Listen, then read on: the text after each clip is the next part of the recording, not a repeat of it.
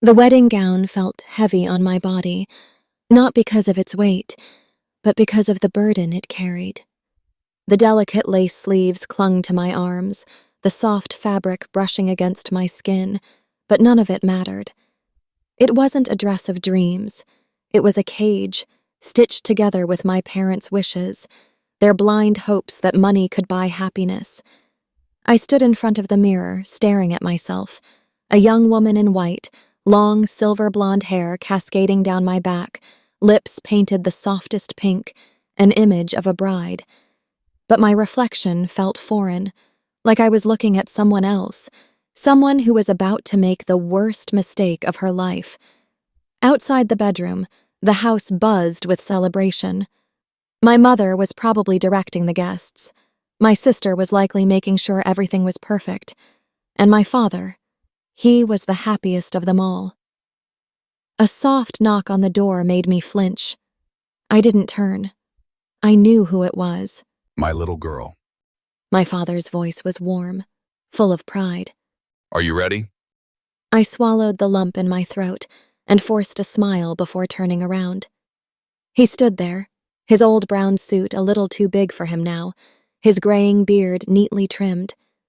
He had always been a strong man, once a proud werewolf of his pack, but time had softened him. I've been waiting for this day for so long. He continued, stepping closer. You'll have a good life, Selena. Jack is a fine man, well-settled, responsible. Responsible? The word tasted bitter on my tongue. You don't even know him, Papa. He chuckled, as if I had said something amusing. I know enough. His family is well off. He'll provide for you. That's what matters, doesn't it? I exhaled slowly, trying to keep my voice steady. What if he doesn't love me? His smile faltered just for a second. Love, it grows with time. Not always. My fingers gripped the edge of my dress.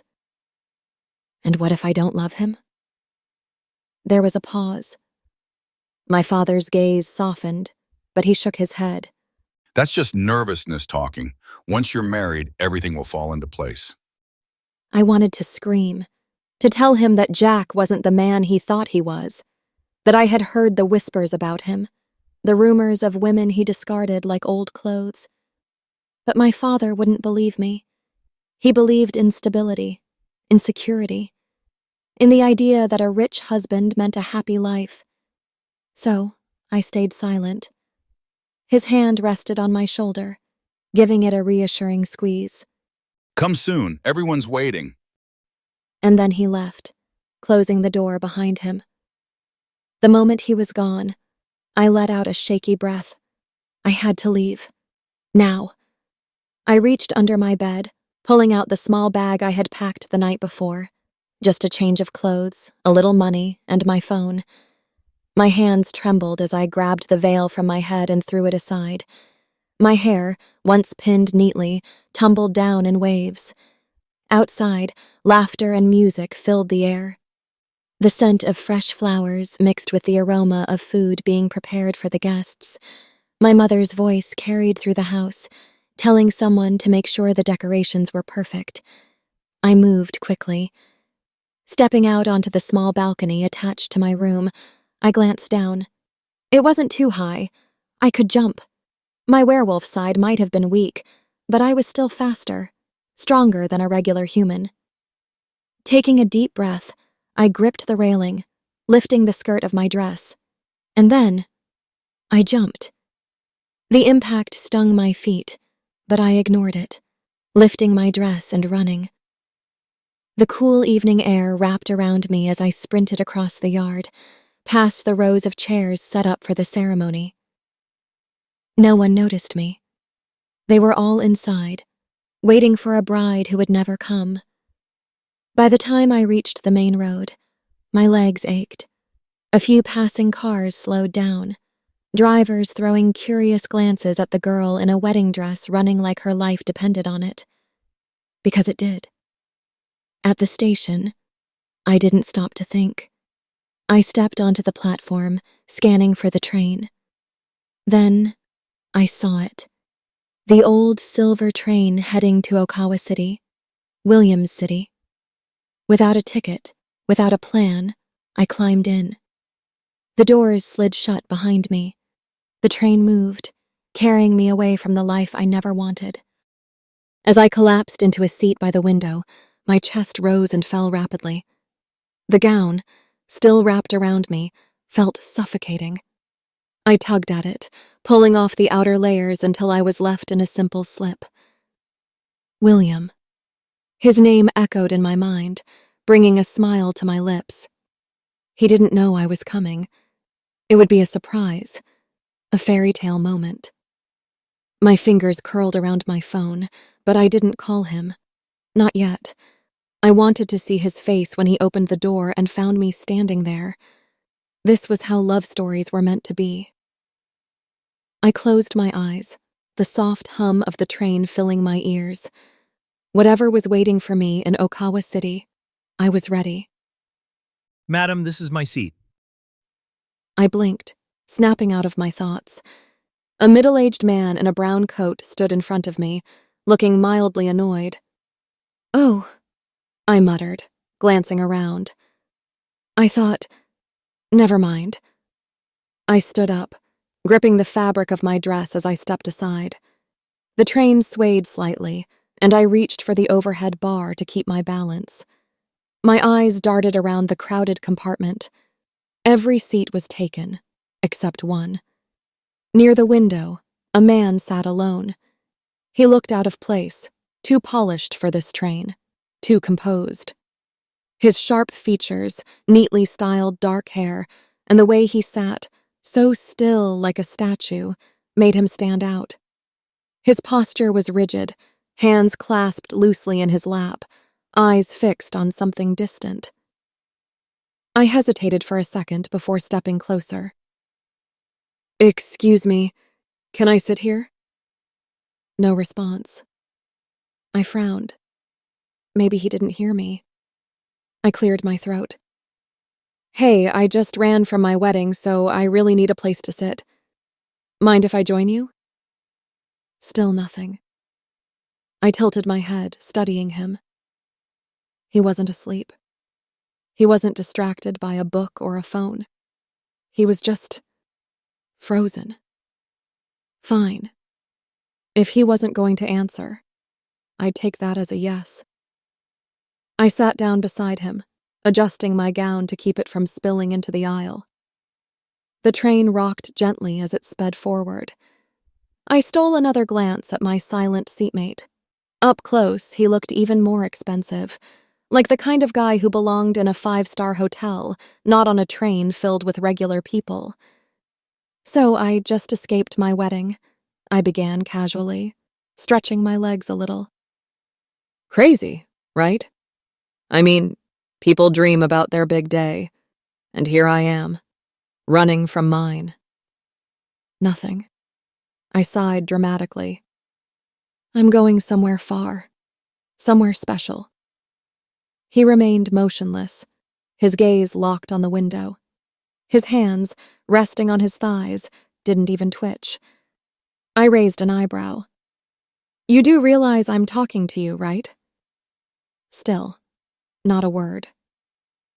"Okay, so either you're ignoring me on purpose, or you're some kind of secret agent on a mission," I teased, leaning in slightly. "Blink twice if you're a spy." Nothing. I rolled my eyes and leaned back, crossing my arms. "Fine, be mysterious. I'll just talk to myself."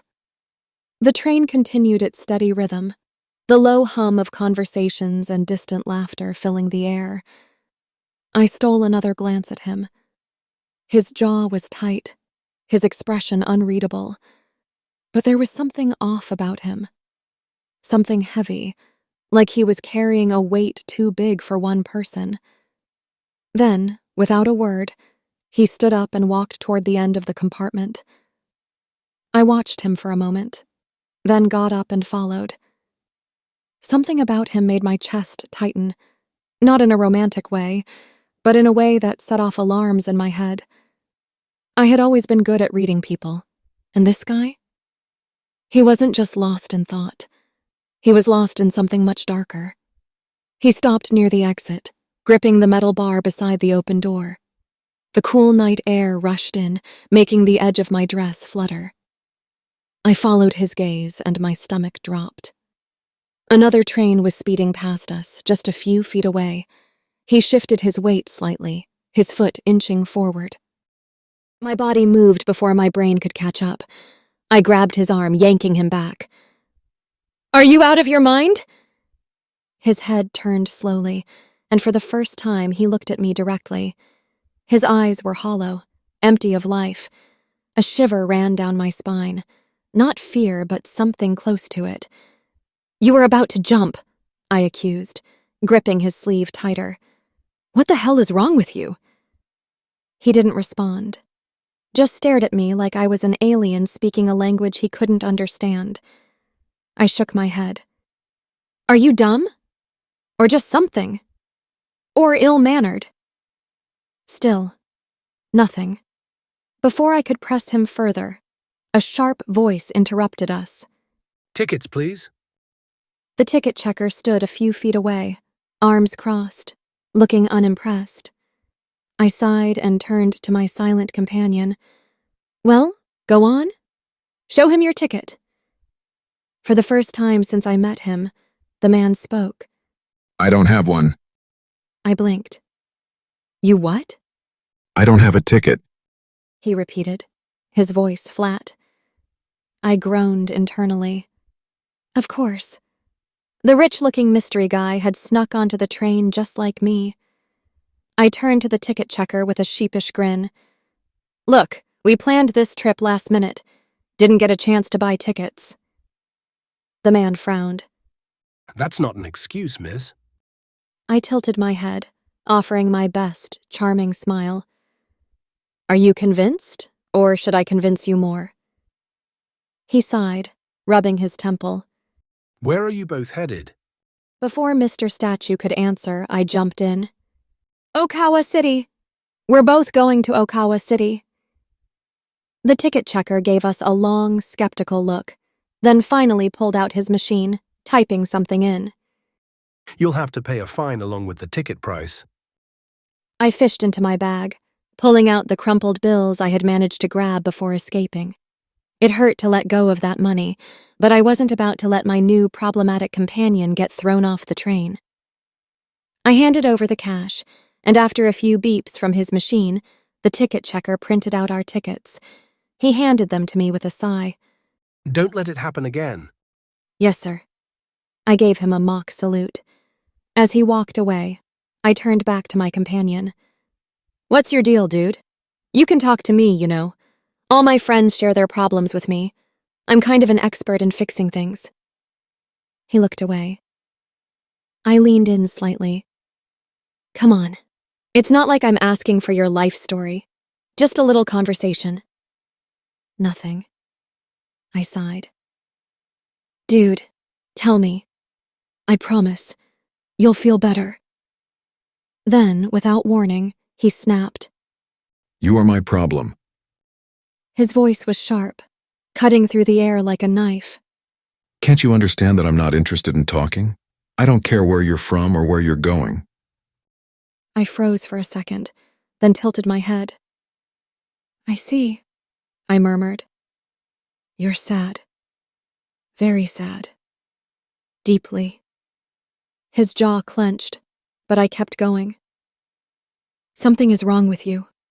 I don't know what, but it's eating you alive."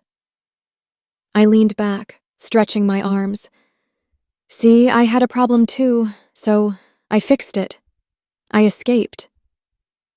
He opened his mouth to say something, but I cut him off. "Don't worry, it's okay. I don't mind your attitude, because I'm happy, really happy. I'm going to marry my love, my boyfriend. He's not my parents' first choice, but after the wedding, they'll have to accept him." Silence. I glanced at him, waiting for some kind of reaction. But just like before, he said nothing. He was back to his statue mode, staring at the window like I didn't exist. I sighed dramatically. "Well, I'm exhausted. You keep sulking if you want. I'll be in my sleeping coach. I stood up, stretched, and stepped into my sleeping coach just above Mr. Statue, leaving the silent stranger behind. Tonight had been a mess. But tomorrow? Tomorrow, I'd be with William, and everything would finally be perfect. I woke up feeling oddly refreshed, despite the uncomfortable train seat. My body ached in places I didn't know could ache, but that was the least of my worries. The first thing I noticed? Mr. Statue was gone. I blinked a few times, rubbing my eyes. Maybe I was still half asleep. I turned my head, looking around the dimly lit compartment. People were still snoring, wrapped up in their blankets, but the seat next to me was empty. No sign of the moody, stone-faced man. I sat up straighter, stretching my arms. Where the hell did he go? I muttered to myself. Panic flickered through me. I wasn't exactly attached to him.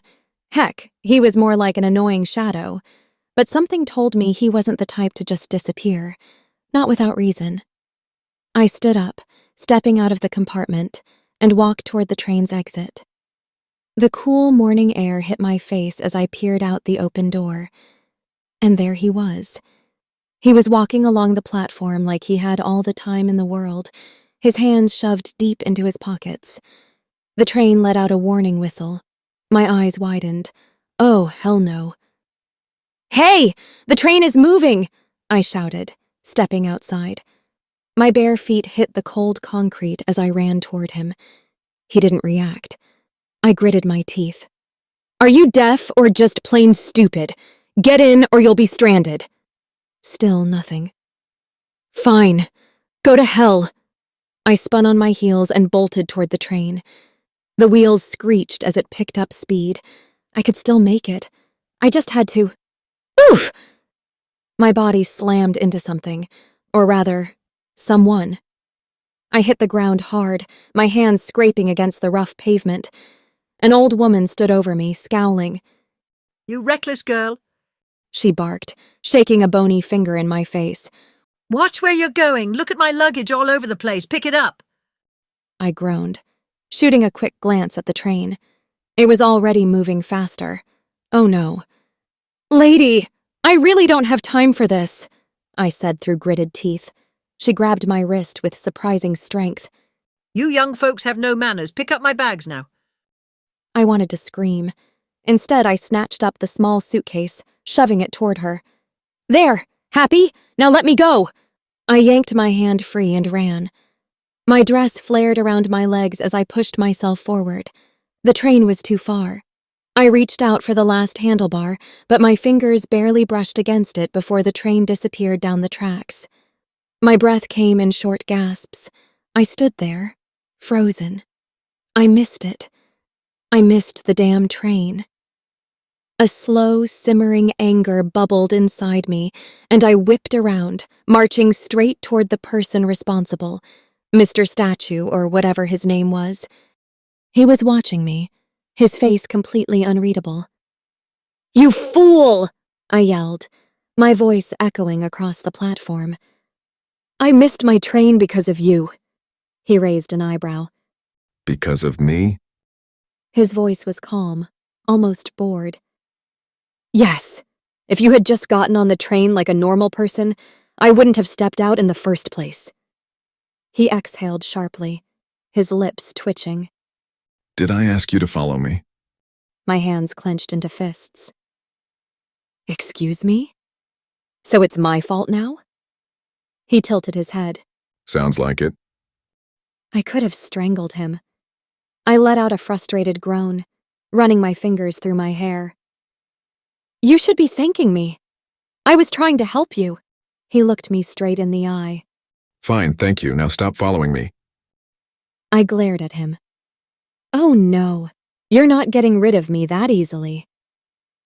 I stepped closer, jabbing a finger at his chest. You owe me, and you're going to take me to Okawa City. His expression didn't change. If anything, he looked annoyed. I don't owe you anything. He said flatly. I crossed my arms. Oh, really? Who was the one who saved your sorry ass from jumping in front of a train last night? His jaw tightened. Yeah, that's what I thought, I continued. So, unless you want me to start screaming thief again. His eyes darkened. You wouldn't. I took a deep breath and yelled, "Thah!" Before I could finish, Mr. Statue turned and bolted. I blinked. Wait. Was he seriously running away from me? Hey, get back here! I chased after him, dodging confused passers-by. Mr. Statue wasn't just walking fast. He was sprinting. I was just about to scream thief again when I realized something. He wasn't running away. He was running toward something. A taxi. The driver leaned out of the window, looking unimpressed. Where to? Mr. Statue threw a glance over his shoulder at me. Hurry up. I skidded to a stop, panting. Oh, you're not ditching me? He sighed. Just get in. I smirked. Gladly.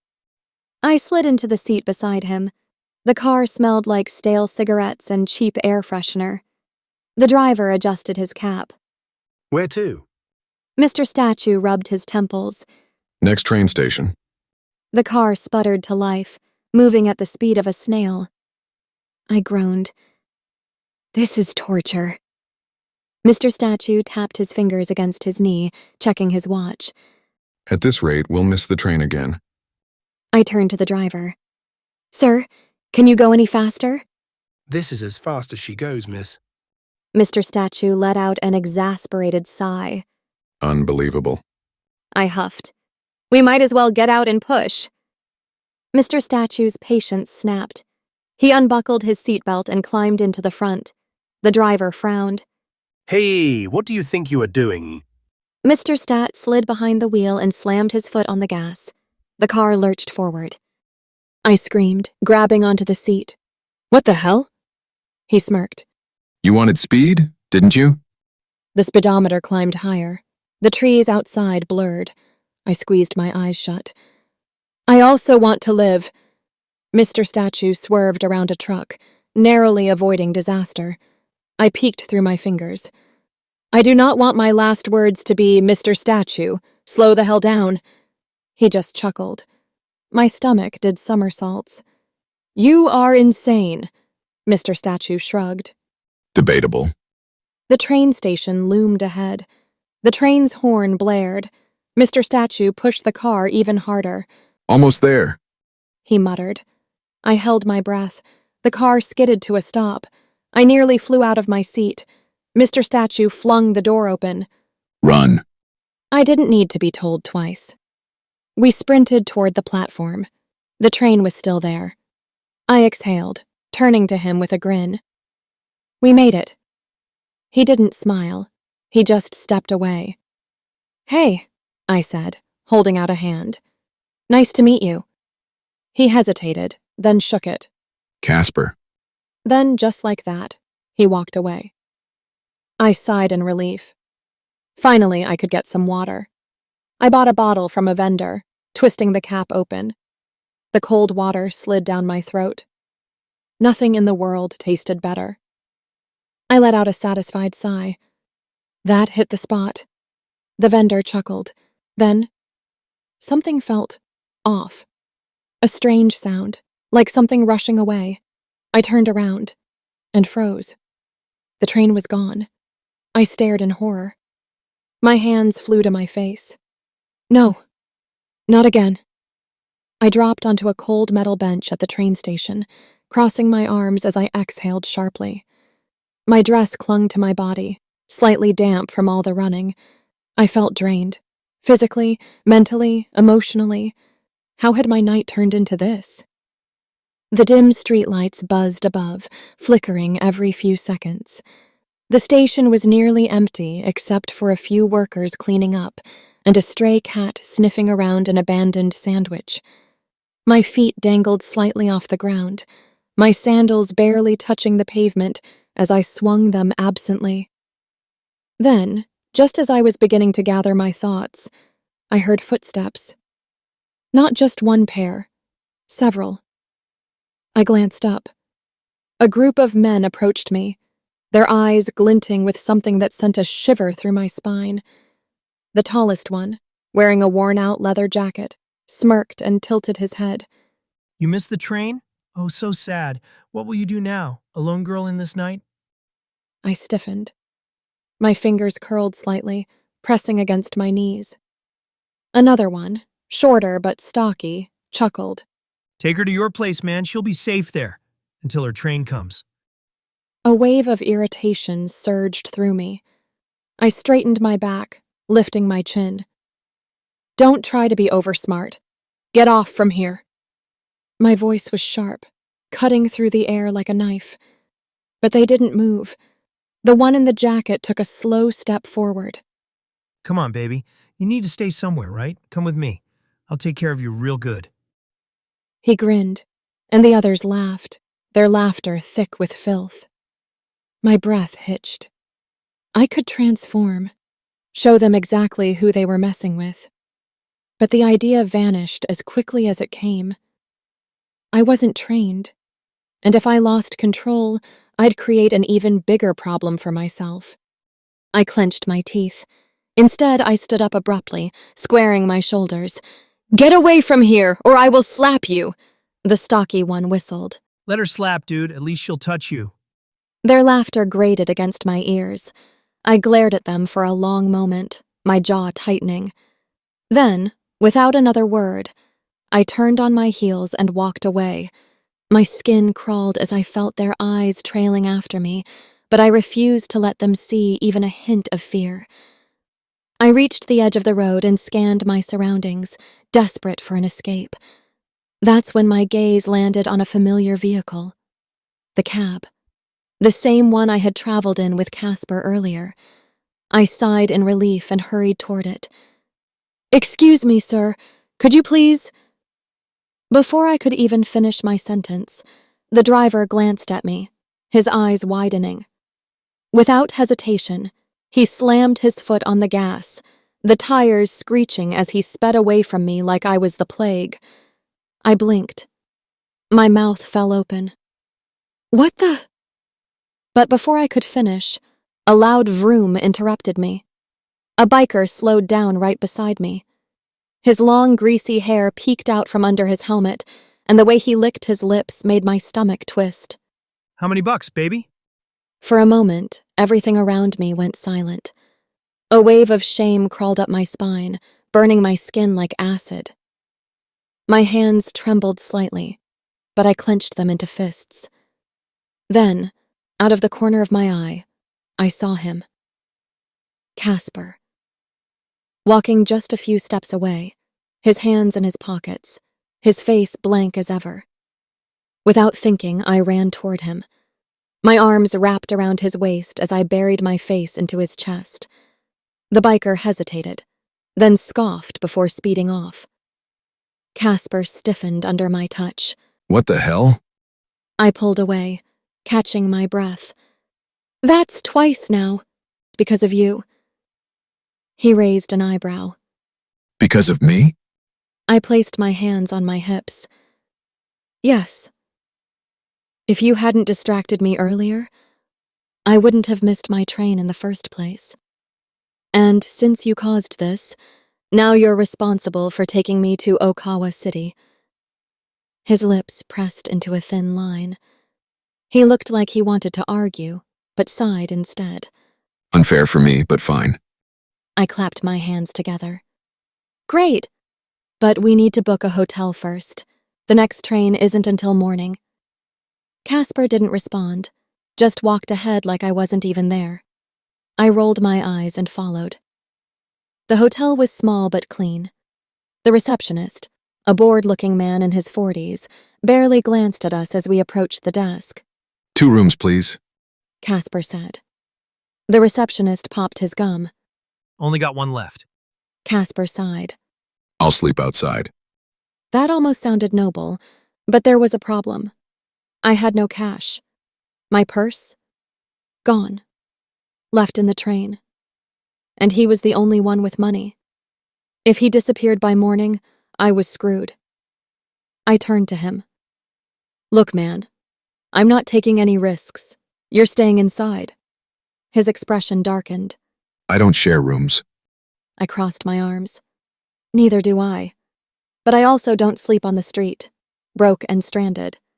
So, unless you're planning to ditch me, you're staying put. Casper exhaled sharply, rubbing his temples. Fine. We stepped into the room. It was small but clean, just one bed and a chair along with a bathroom. I pointed a finger at him. And just so we're clear, I'm a black belt in karate. Don't even think about anything funny. Casper's mouth twitched. I have no interest. I frowned. I don't know. I hugged you a few minutes ago, then asked you to book a hotel. I don't know what you're thinking, but let me be clear. I'm not that kind of girl, okay? Casper pulled out a small photograph from his wallet. Hello? I had a girlfriend, okay? I leaned in, studying the picture. She was beautiful. Soft curls, kind eyes. I smirked. Lucky man. Casper's face darkened. Not lucky.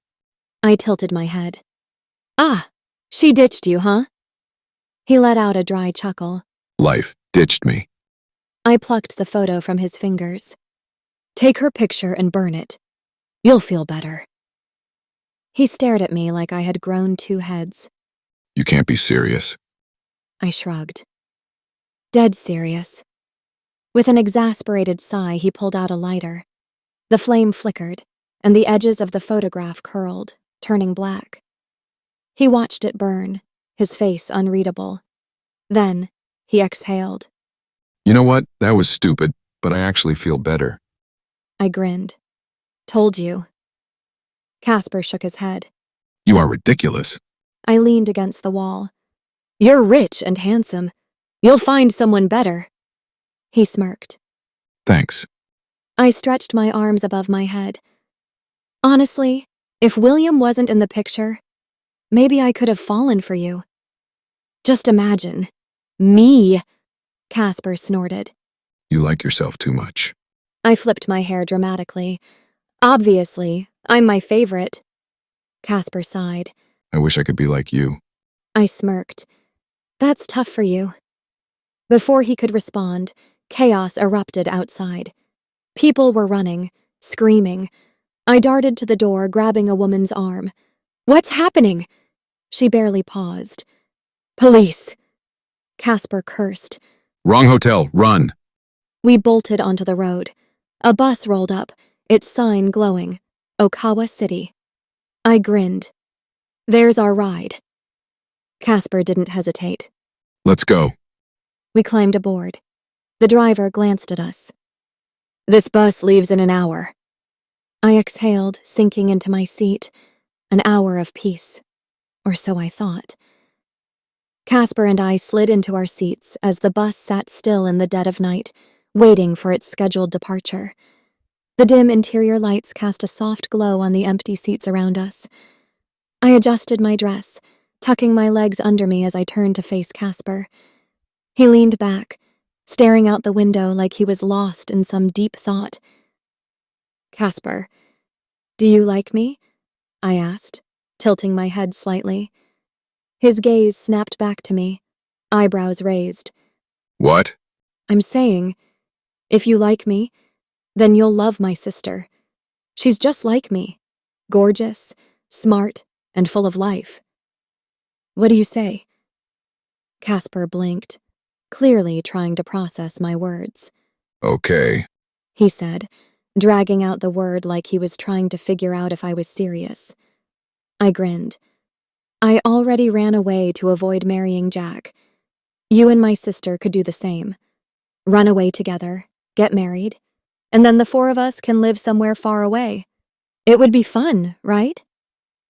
Casper's lips curled up in a smirk. Let's change the plan. Why don't we get married instead?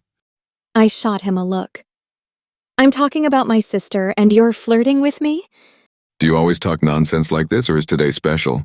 He asked, a teasing glint in his eyes. I folded my arms.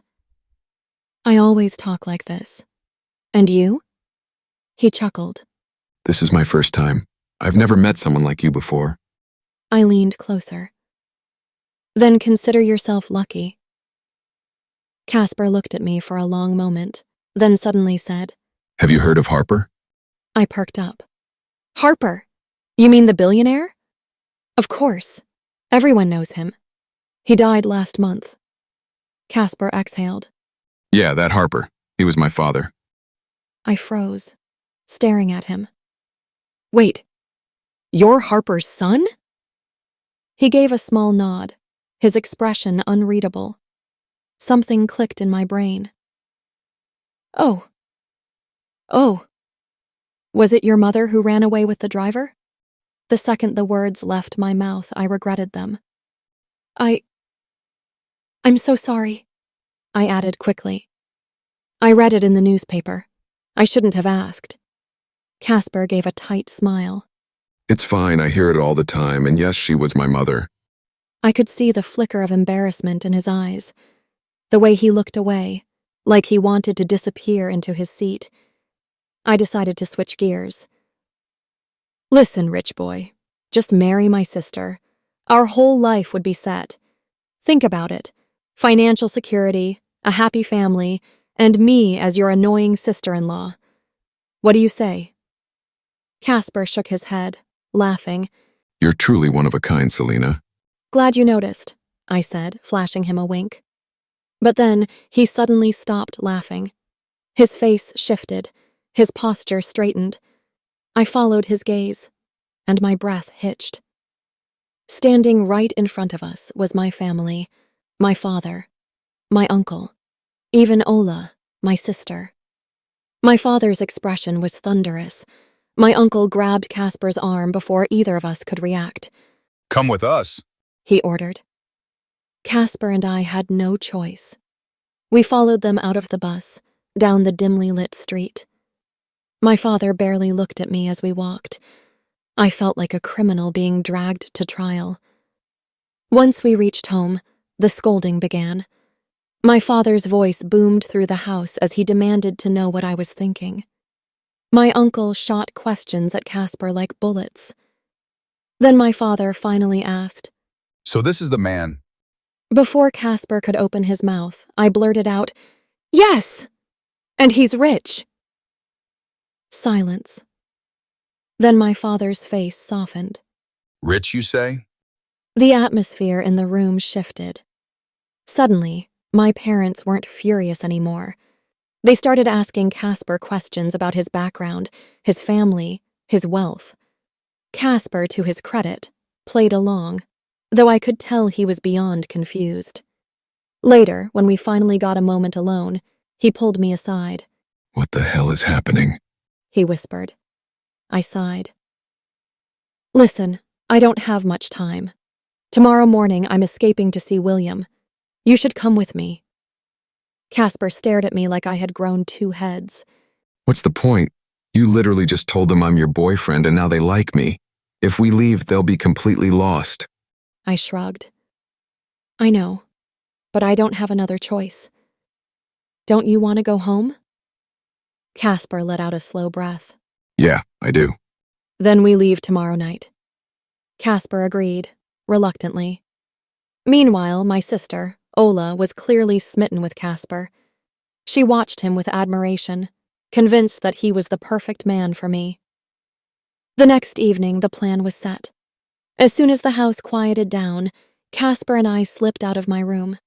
We tiptoed through the halls, moving like shadows.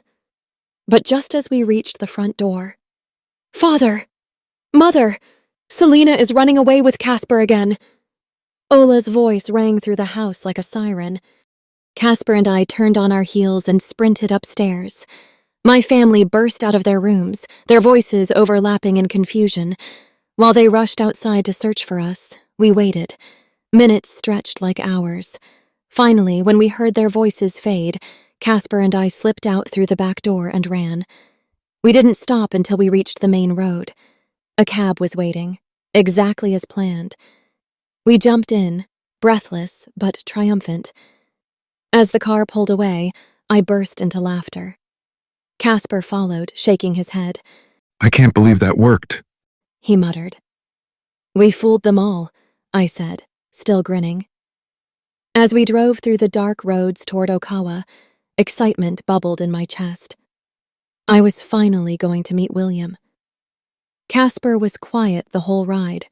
When we arrived, he turned to me. This is it. He said. I met his gaze. Thank you, Casper, for everything. He gave me a small smile. Good luck, Selena.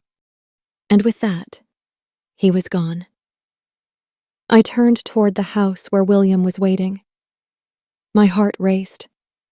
Not with fear, but with anticipation. I was finally here. But little did I know, the real story was only just beginning. I pushed open the restaurant door, and a wave of warmth washed over me. The rich scent of roasted meat, fresh bread, and butter filled the air, making my stomach twist, not with hunger, but with nerves.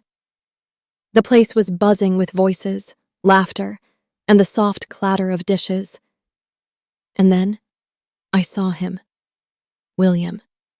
He was standing near the counter, talking to customers, his sleeves rolled up, revealing the strong lines of his forearms.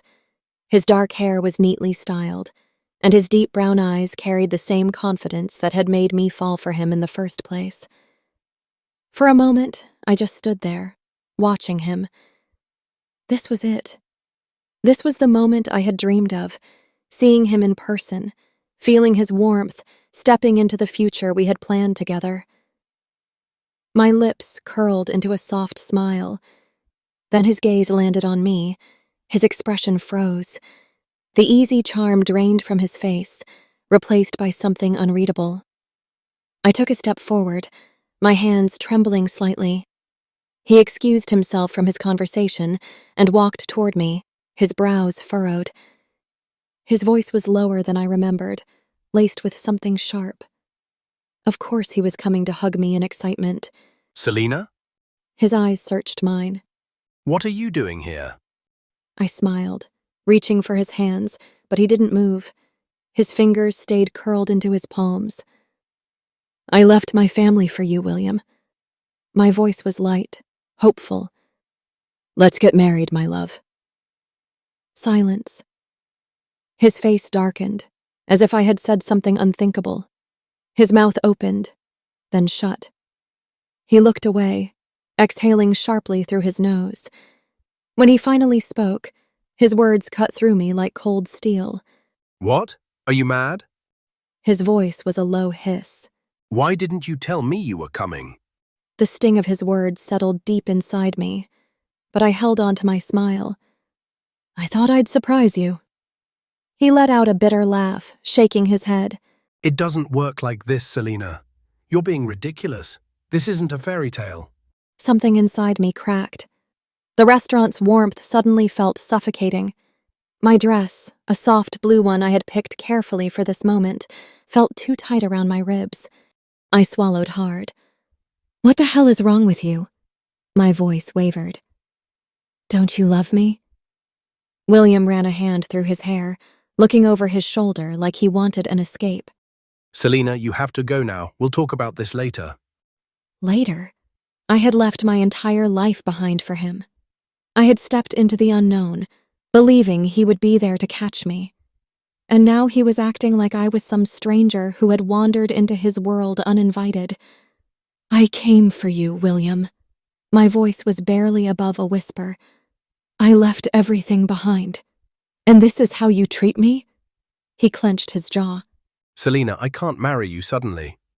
I searched his face, looking for something, anything, that would explain this, that would tell me this was just a moment of hesitation and not the truth I had refused to see. Then introduce me to your family, I said, my fingers curling into fists. He stiffened. I can't. Why not? My voice grew sharper. His lips pressed into a thin line. It's not possible now. What does that even mean? William inhaled deeply, as if gathering patience. I need time to process this. I stared at him. You need time? For what? He looked at me then. Really looked at me. His expression was void of warmth, of love, of everything I had imagined was between us. Go home, Selina. I felt like the ground beneath me had vanished. I can't go home, I whispered. His face remained cold, unreadable. And then he said the words that shattered everything. Then go to hell? A sharp, painful breath tore through my chest. For a long moment, I couldn't move, couldn't think. My fairy tale crumbled at my feet, the pieces cutting into me like glass. William didn't even want to see me. I had been nothing to him. The weight of my mistake settled deep inside me. I had built castles in the air, thinking they were real. And now, standing here in the ruins, I finally understood. Without another word, I turned and walked away. I waited outside the restaurant all night. The cold seeped into my bones. My legs ached from standing too long, but I stayed. Maybe he just needed time. Maybe he would see me in the morning and realize what he had done. But when the sun rose and William arrived, his expression was the same. I stepped forward, trying to hold on to the last shred of hope I had. "William," I said, my voice softer this time, careful. "Can we just talk?" He sighed, rubbing his forehead. Selina, I don't have time for this. I bit my lip. Just for a moment. His eyes met mine, tired, annoyed. You think all this is a joke? Are you crazy? Are you a 5-year-old kid? Is this a movie? I should have never dated you. Tears burned behind my eyes, but I refused to let them fall. "So that's it?" My voice trembled. "You don't care at all?" William didn't say anything. He just turned and walked into his restaurant. And that was the moment I knew. He was never going to accept me. I walked. I didn't know where I was going. But I walked until I reached a forest. The trees stood tall, their bare branches swaying gently in the wind. I sank onto the damp ground, wrapping my arms around myself. For the first time in my life, I felt truly alone. The world wasn't a fairy tale. Love wasn't a promise. And dreams weren't always meant to come true.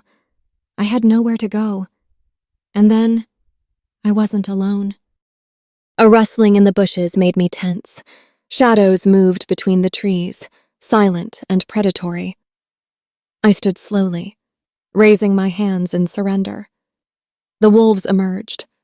One of them, a massive black wolf, stepped forward. In a slow, controlled motion, he shifted into a human.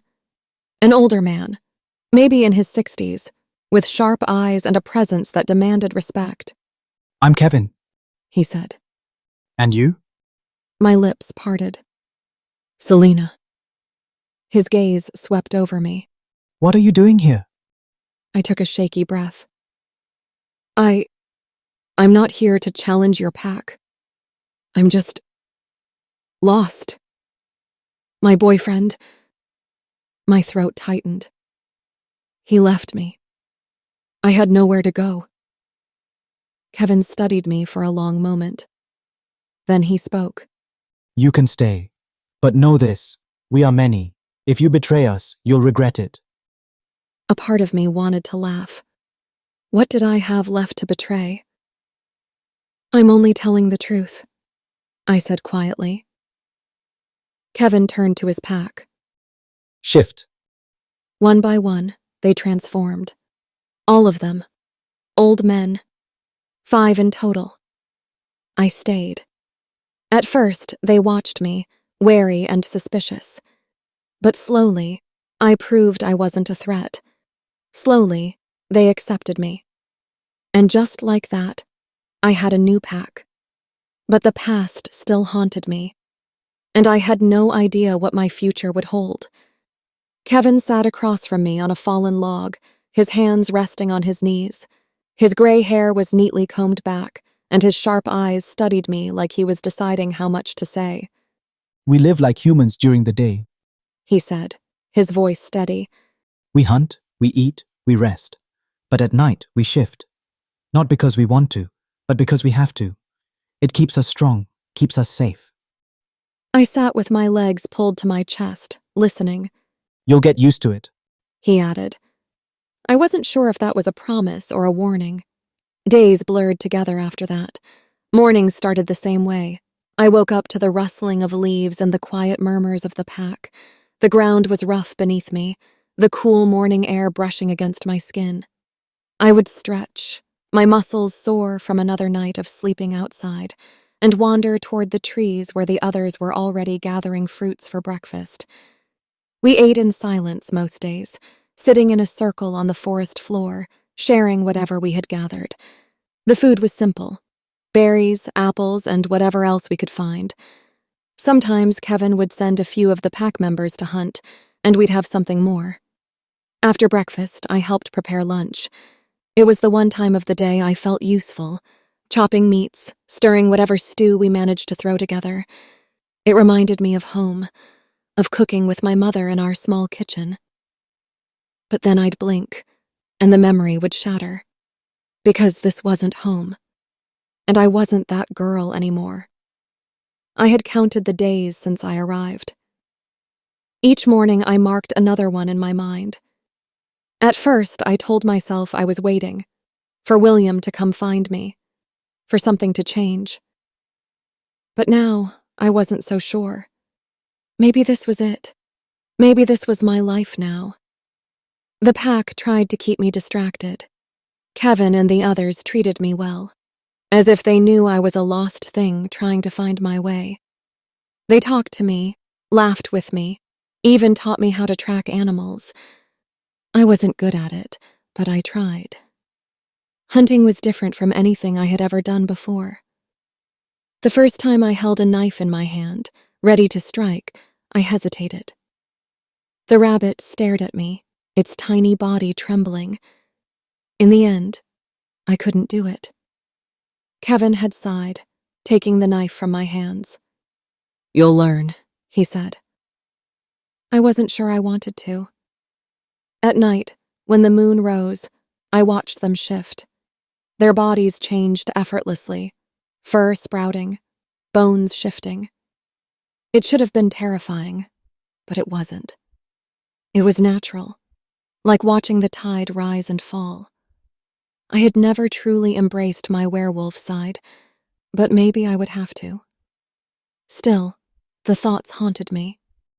Why didn't William accept me? What had I done wrong? I had imagined a future so clearly, a warm home, love, happiness. Now I was sleeping on the ground, living like a nomad, with nothing but questions and regrets. Some nights I let myself miss him. Other nights I forced myself to hate him. But no matter what, the ache remained. And so, the days passed. The same routine, the same faces, the same endless stretch of time. It was monotonous, but at least it was better than the sharp sting of betrayal. It was just another day. The sun hung lazily in the sky, pouring golden light through the trees. Kevin and the others were scattered around the forest, searching for food. Rabbits, birds, whatever we could find. The forest smelled of damp earth and fresh leaves, the kind of scent that made it clear this was not a place for people like me. But I had no choice. I had spent 5 days here, 5 long days of trying to accept my new life, 5 days of pushing thoughts of William out of my head, 5 days of convincing myself that I had no reason to go back. And then I saw her. A figure in the distance, moving toward us. Small, quick steps, her hair bouncing with every movement. My stomach tightened. Something about her felt familiar. "Someone's coming," I said, my voice barely above a whisper. Kevin turned immediately, his expression sharp. Be ready for anything. He ordered. The others positioned themselves instinctively, their muscles tense, their eyes alert. I could feel the shift in the air, A silent understanding that if this stranger meant harm, they wouldn't hesitate to strike. But as she stepped closer, my breath caught in my throat. "Ola!" My body went rigid. The world around me shrank. I blinked, unsure if my eyes were playing tricks on me. But no, it was her, my sister. Her face was twisted with frustration, her brows pulled together, her lips parted as if she was holding back a storm of words. She was here. She had found me. Before I could say a word, she stormed toward me. What do you think of yourself? Her voice cut through the quiet forest like a blade. Casper wasn't your boyfriend? Who is William? Why did you escape from home again?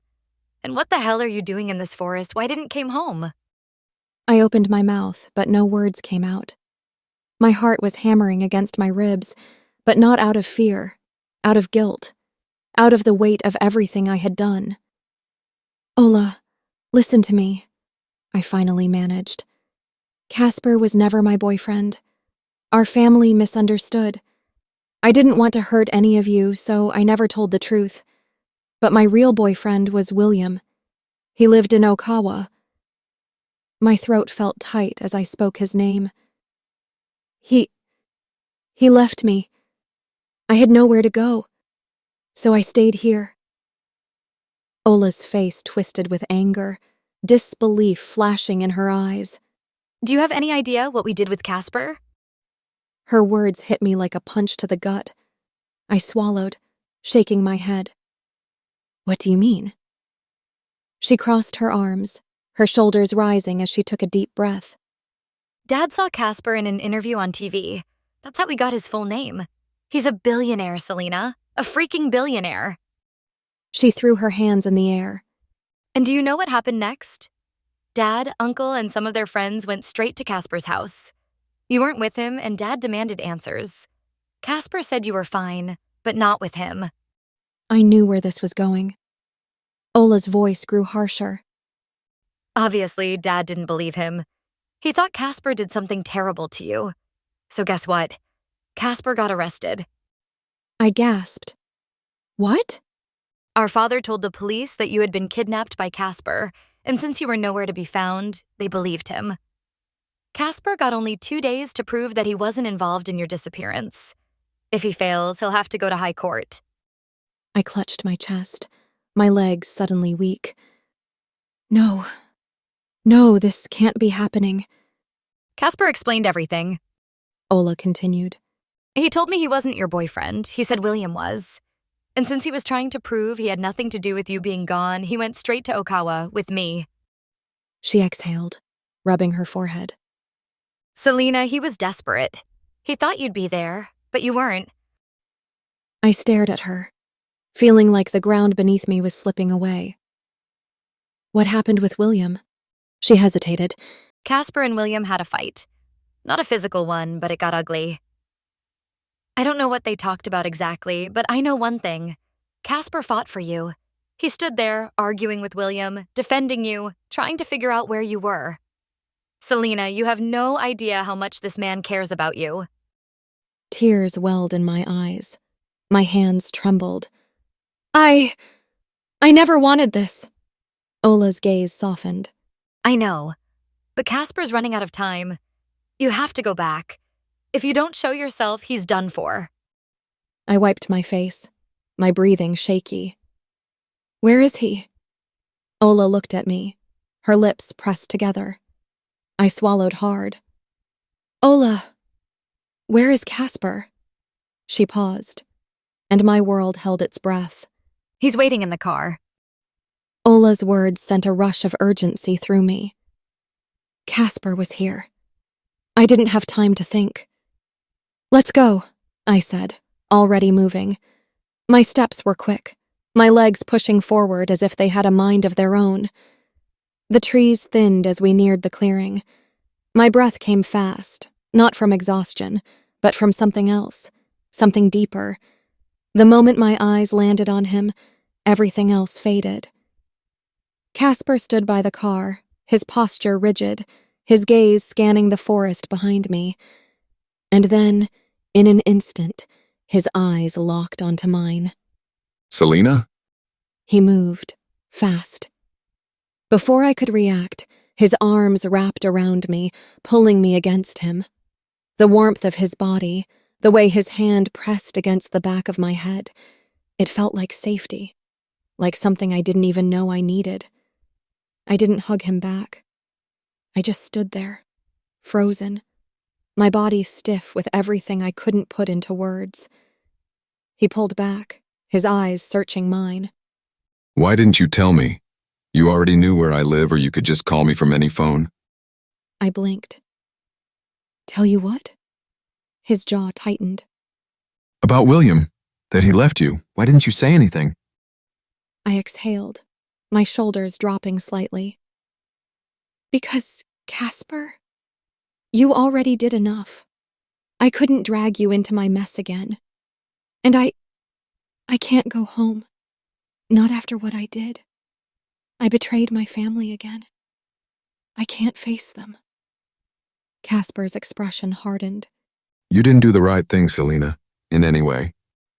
The weight of his words settled deep inside me. I looked down at my hands, suddenly feeling small. I know. Silence stretched between us, thick and unspoken. Then quietly, I asked, "Why do you care so much?" His lips parted, but no words came. He hesitated, as if he himself didn't know the answer. And then, with a sigh, he said, I don't know, but at least I am your friend, or maybe you don't think me as a friend. Something in my chest ached. I swallowed hard and forced a small smile. I'm really sorry, Casper. You've gone through so much because of me. I never wanted this. He shook his head. Let's go, Selena. There was no room for argument in his voice, just certainty, just a decision already made. Ola opened the car door and we all got in. She pulled out her phone and called my father. Dad, Selena is fine. We're on our way home. I didn't hear his response, but whatever he said, Ola simply nodded and hung up. A few minutes passed in silence, the car humming along the road. Then Casper's phone rang. He glanced at the screen, his face unreadable. It's William. I stiffened. The name alone was enough to make my stomach twist. Casper answered, his voice calm. Yeah? He listened for a moment, then glanced at me. She's here. So you want to talk to her now? Okay, let me ask her first. I folded my arms across my chest. Why? Casper muted the mic.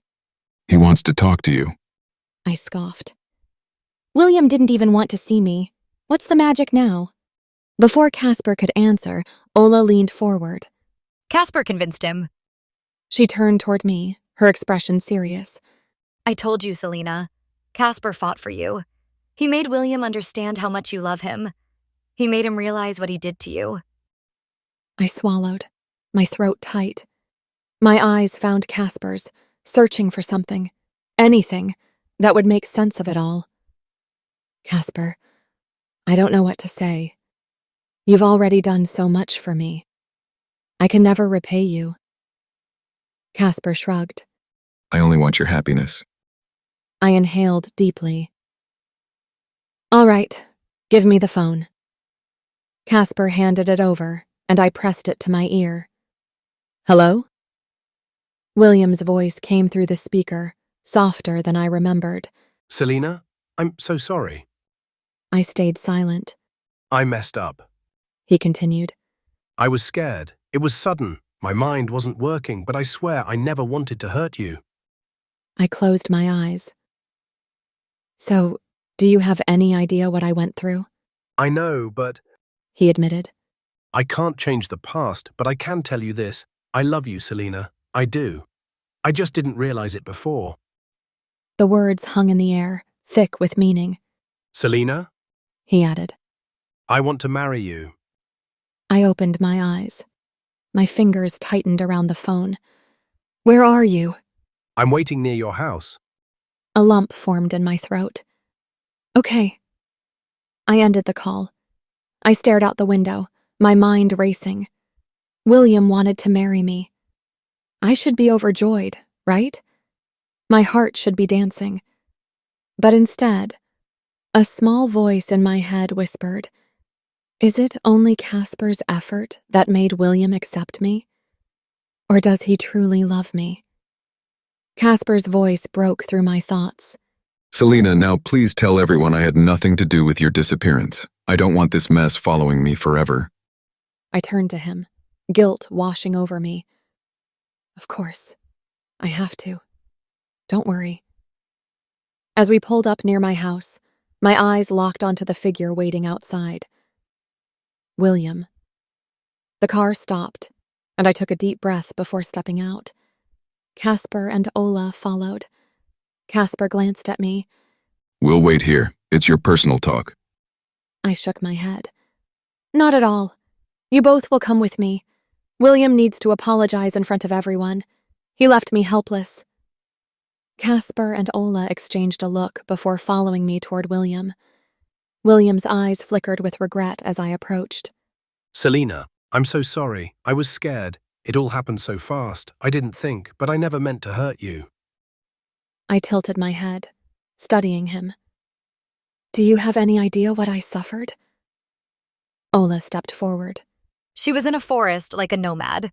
She was lost. She didn't even return home. William's expression faltered. I didn't know. I never thought it would come to this. He exhaled sharply. I can't change what I did, but I've realized something. I love you, Selena. I really do. Please, forgive me. I lifted a brow. Kneel down and ask. Casper shifted uncomfortably. Selena, come on, that's too much. No, it's not, I said firmly. It's the least he can do. William didn't hesitate. He dropped to one knee, his hands clasped together. Selena, please forgive me. I love you. Please accept me. I looked down at him, my lips pressing together. Then, slowly, I reached out and took his hands. I love you too. He stood up, and I let myself fall into his arms. Casper crossed his arms. So, what's the plan? William straightened. I'm going to Selena's house. I'll tell everyone that I want to marry her. If anyone opposes, I'll convince them, no matter what. Casper smirked. That's the spirit. I took a deep breath. Everyone's waiting. We should go. We all got back into the car. And as the engine roared to life, one thought lingered in my mind. Was this love? Or was it just a decision made too late? Casper got into the driver's seat, gripping the steering wheel with one hand as he adjusted the rearview mirror with the other. William slid into the front passenger seat, his movements sharp, as if his mind was somewhere else.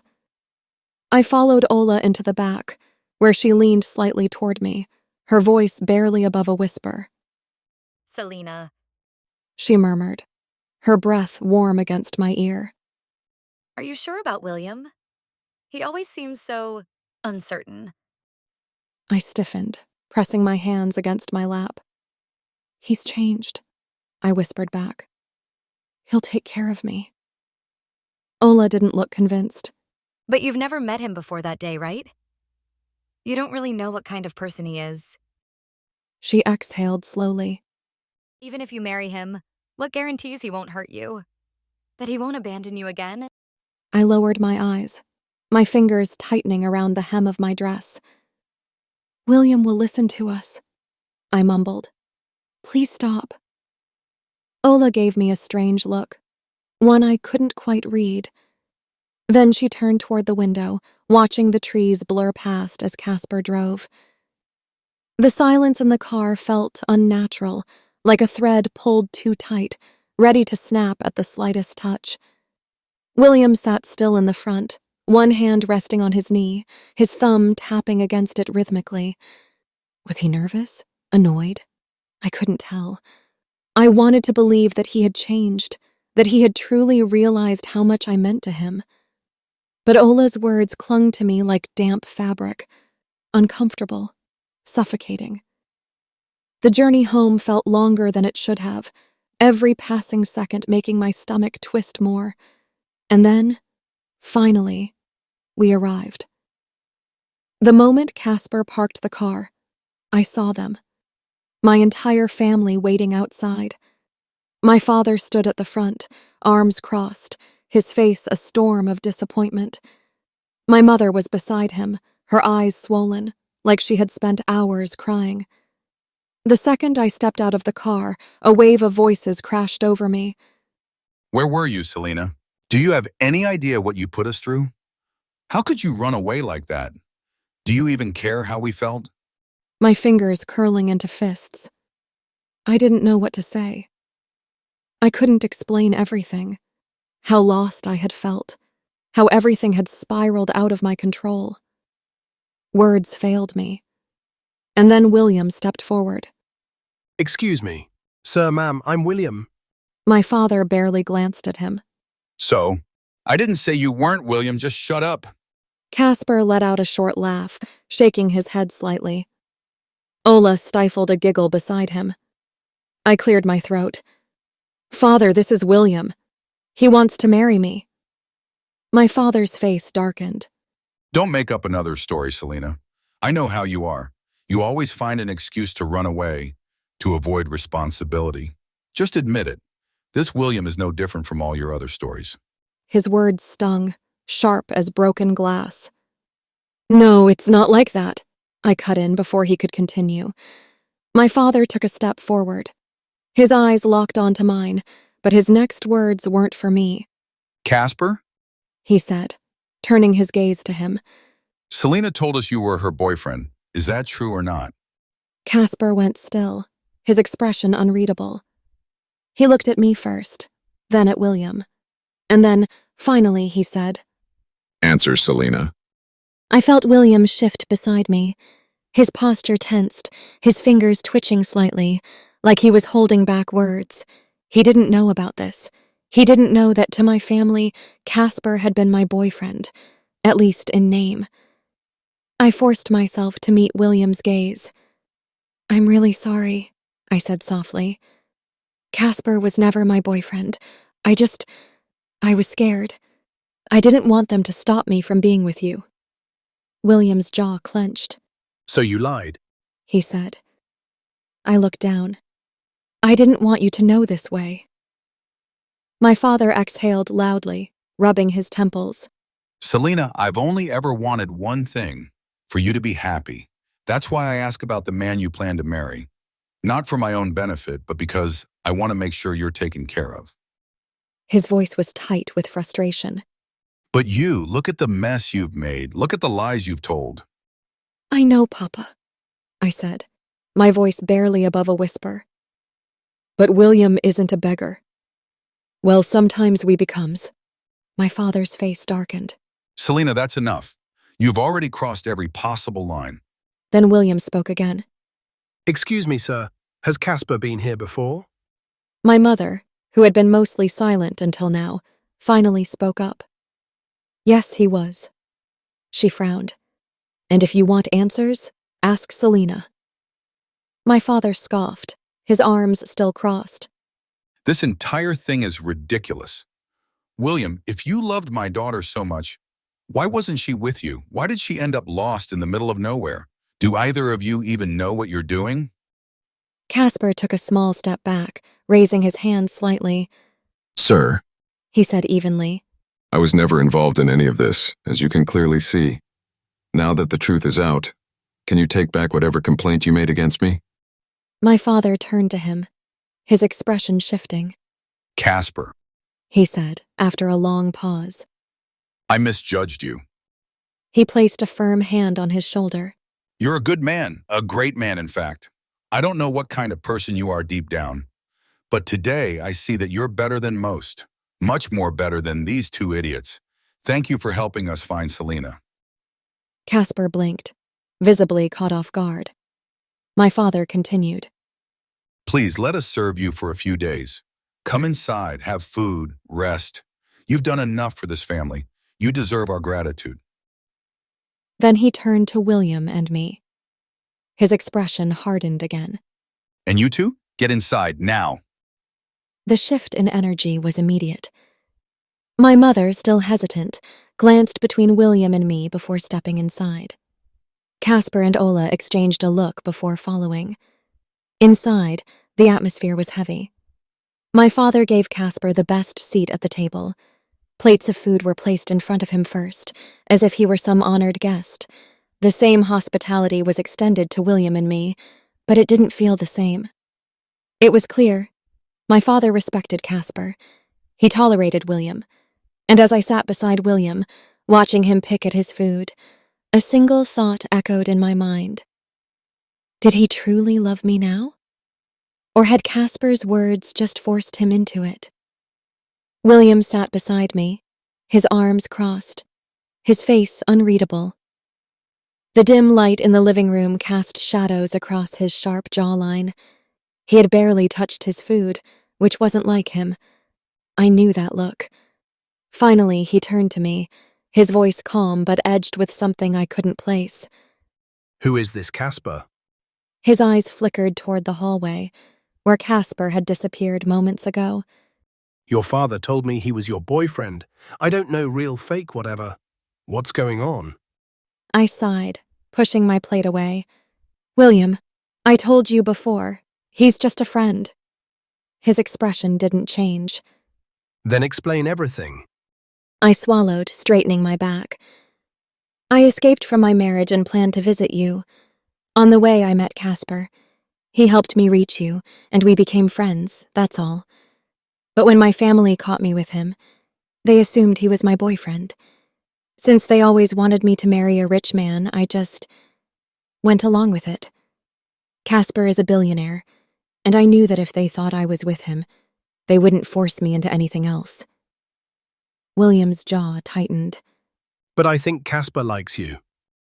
I hesitated. The way he said it, so direct, made my chest tighten. I thought of the way Casper looked at me, the way his gaze lingered a little too long, the way he always seemed to understand me without needing words. But it doesn't matter, William, I said softly. I love you. His shoulders relaxed, but only slightly. His fingers drummed against his knee, his mind still spinning with thoughts he wouldn't say out loud. I could see it in his face. He wasn't fully convinced. Not yet. But then he took a breath and leaned in, just a little. Are you really ready for this? I reached for his hand, squeezing it gently. Are you? He studied me for a second. I'm going to announce it. A small wave of relief washed over me. William pushed himself up and made his way toward my father's room. I watched him disappear behind the heavy wooden door, my heart tightening as the silence stretched on. The clock on the wall ticked. The faint murmur of voices seeped through the walls, but I couldn't make out their words. I folded my hands in my lap, pressing them together to keep them from trembling. Then, after what felt like an eternity, the door creaked open.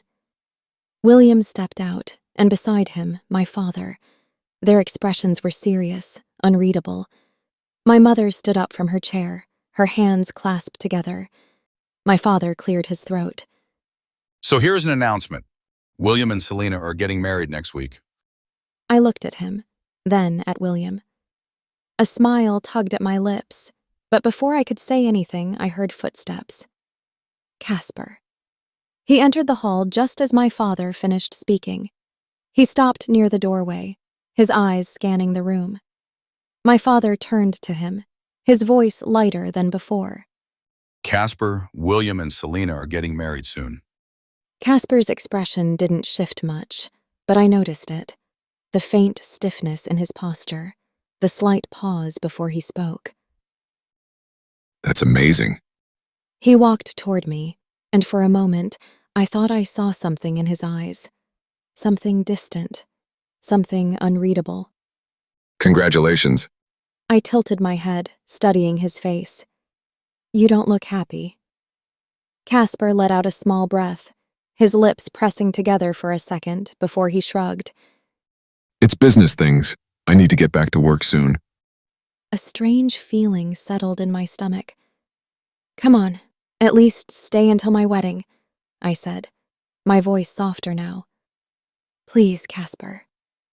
He looked at me for a moment before giving a small nod. Okay. I smiled, but the feeling in my chest didn't ease. As the night stretched on, my father began discussing preparations, guests, venues, arrangements. My mother seemed excited, already talking about fabrics for my dress. My siblings whispered among themselves, probably about the food they hoped to have at the wedding. And yet, my eyes kept drifting toward Casper. He was different. It wasn't just his words or his expressions. It was something deeper. The way he sat, the way he barely spoke, the way his hands rested on his knees like he was holding himself together. For the first time since I met him, he looked lost. And that unsettled me more than anything. I sat in the backyard, staring at the trees, swaying gently in the evening breeze. The air smelled of fresh earth and burning wood from the kitchen, where my mother was probably cooking something for the guests. My fingers traced the rim of the glass in my hand, lost in thought. Ola plopped down beside me, stretching her legs out. Selena, what's your opinion about Casper? I glanced at her, caught off guard. What? She turned her head, looking straight into my eyes. What do you think about Casper? I let out a small sigh and leaned back. He's a friend. A very good, loyal, and honest friend. Ola tilted her head, watching me carefully. Selena, I think he cares for you much more than William. I think. No, Ola. I cut her off, shaking my head. Please don't. I love William. Everything is fine now. Don't confuse me. She didn't say anything for a moment, just looked at me as if she could see through my words. But then she exhaled and gave a small shrug. All right, if you say so. But the thought lingered. Later that night, I found myself alone with William. He had been quiet all evening, his eyes constantly darting toward Casper whenever he was near me. I could tell something was bothering him. Why does Casper care for you so much? William finally asked, his voice calm but firm. Is there something between you two? I blinked at him. William, no. There's nothing romantic between us. He didn't say anything for a moment, just watched me with an unreadable expression. Then, without another word, he turned and walked away. What was happening? There was nothing between me and Casper. So why was William doubting me? Was it my fault? Did I give the wrong impression? Or was it something else? I was a frank girl, but I was not a bad one. I sat on the bed, staring at my reflection in the mirror. My long hair cascaded over my shoulders, slightly messy from the day. My hands rested in my lap, fingers intertwined. Do I have to change myself? A soft knock at the door pulled me from my thoughts. Ola stepped in, her eyes searching my face as she walked over. Hi, Ola. Come sit. I patted the space beside me. She sat down, crossing her legs. Are you excited for your marriage? I forced a smile. I am excited. Very excited. She lifted an eyebrow. Then why don't you look excited? I hesitated before finally admitting, William is doubting me. Me and Casper, you know? Ola leaned back slightly, arms folded. Selena, the way you talk with Casper, the way he looks at you, anyone will know. Anyone will know? What will they know? Ola looked at me, her expression gentle but firm. You like Casper. Come on, accept it at least in front of me. Casper likes you too. Why did you forgive William? He never even thought about how much pain you went through when he rejected you. Selena, William is always uncertain. Casper is way better than him, and he's a billionaire. I can't understand why you chose William. I felt a sudden frustration rise in me. Ola, I only love William. I don't know about Casper. He's very nice, but he's just a friend. Is that clear? Ola sighed, shaking her head slightly. Just make sure William is really ready to marry you. Once he already walked away. Did he told these to his family? There's a high chance he could ditch again. I swallowed. He's sure about me. Don't worry, okay? She didn't say anything. She stood up, her gaze sweeping across the room before she turned and walked out. I sat there, staring at the door after she left. But her words echoed in my mind. Was William really ready? Had he told his family about me? I needed to find out. I sat on the balcony, pulling my shawl tighter around my shoulders as the morning air nipped at my skin. Below, I could hear my father talking to the workers, giving instructions about the wedding decorations. The entire house was buzzing with excitement. Everyone believed my marriage was happening, yet I wasn't even sure if the groom was ready. I picked up my phone and called William. He answered on the second ring. William, did you tell your family about our wedding? I asked, keeping my voice steady. There was a pause before he replied. I will tell them soon. I frowned. Soon? What did that even mean? This wasn't a dinner plan that could be postponed. My father was already making arrangements. I didn't push further, but my unease stayed with me throughout the day. The next morning, William called. His voice was lower than usual. Selina, my father isn't ready for this marriage. I gripped the edge of the chair. What? I have to visit him first. If he agrees, then we can go ahead. Otherwise... His voice trailed off. I exhaled sharply. William, this is not just about you anymore. My family is preparing for the wedding. You said you were ready. I know. He said, sounding frustrated. But I need time. Time. You needed time. I ended the call, my hands gripping the phone so tightly my knuckles turned white. 1,000 thoughts swirled in my mind. Was I making a mistake? Why did everything feel so uncertain with William? I found Ola sitting in the living room, scrolling through her phone. She looked up when I sat beside her. William's father isn't ready, I said, my voice quieter than I expected. Ola clicked her tongue. Tell William to hurry up. Your father is already making arrangements. You can't keep everyone waiting. I knew she was right, but what could I do? Later in the afternoon, I saw Casper standing near the main gate, watching the workers set up decorations. His hands were in his pockets, and he had a strange look on his face, almost distant. I walked up to him. William's father isn't ready for the marriage, I said. Casper looked at me, then exhaled slowly. William will manage. He'll marry you, or if he won't able to, then I will. You will? You mean? I asked with confusion. Casper said, Then I will convince his father, don't worry. His words were reassuring, but his voice didn't match. I looked at him closely. Casper and I had spent so much time together in the past few days. He had been there for me, helping me through everything. People had started noticing it. Even I had started noticing it.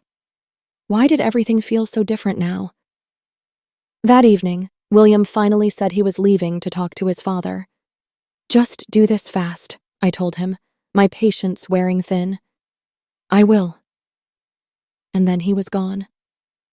Hours later, my phone rang. I picked it up, already expecting bad news. My father isn't convinced. You have to stop the arrangements. I need more time. I closed my eyes.